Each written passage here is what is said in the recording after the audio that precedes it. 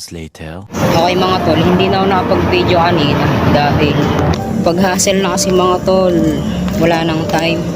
Okay mga tol, nung kumuha ako ng result kanina, galing ako sa City Hall.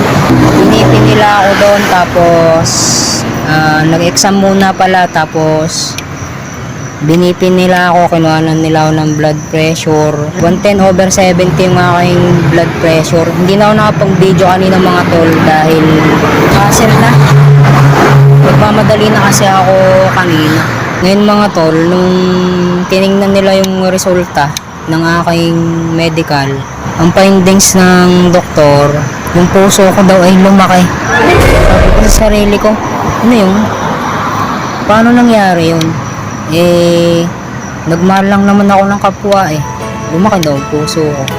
Okay, tapos nakapagtaka lang din mga tol, at sabi rin ng doktor, bawas-bawasan ko na daw ang pagkain ng matataba, tapos bawasan ko din daw ang maalat.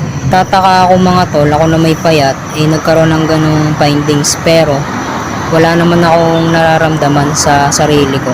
May nagkwento na rin sa akin na ganun din yung resulta niya nung siya ay nagpa-medical.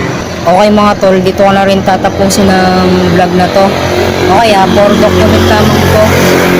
At siya nga pala, nagpapasalamat ako sa inyo na sumusubaybay sa akin.